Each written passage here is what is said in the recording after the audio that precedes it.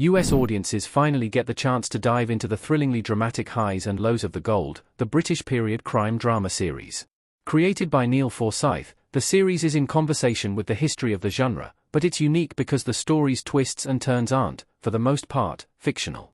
With deliberate pacing and a well-crafted arc that earned the series a Season 2 renewal, The Gold might be the best crime drama of the fall.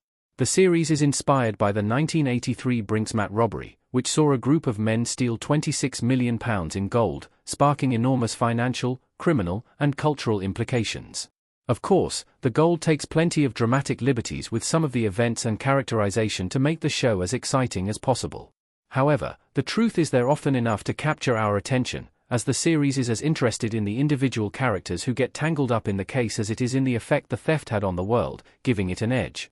The Gold uses its exciting premise to investigate class and power while the heist is what draws us in. The Gold is interested in even bigger issues. The crime drama immediately distinguishes itself because the series is less about the heist than the lasting ramifications of the robbery. Don't expect an epic and convoluted plan like in Ocean's 11.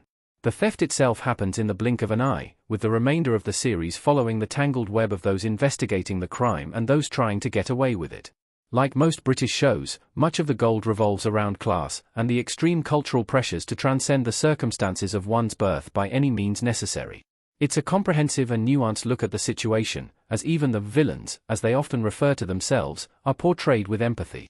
The Gold examines the global conservatism of the 1980s through an interesting contemporary lens, letting the characters explicitly grapple with the way classism and economic hardship push them into impossible situations. The hierarchy of power is something that weighs on everyone, from the highest-level detectives to the low-level criminals who are left to fend for themselves as the major players take hold of The Gold. Led by a terrific ensemble cast full of familiar faces like Hugh Bonneville, Jack Lowden, and Dominic Cooper, The Gold is as well acted as it is written.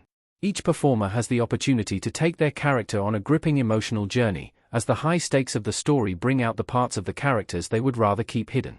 No one is incorruptible in The Gold, and it's one of the themes the series brings to the forefront. Everyone has a breaking point, especially when there's a lot of money on the line. The period elements make it all the more fun to watch, as its early 80s setting is interwoven into every moment. From the sets and costumes to the significant difference in the cultural and social relationships that drive the characters' actions, The Gold uses the past to comment on our contemporary view of money and class.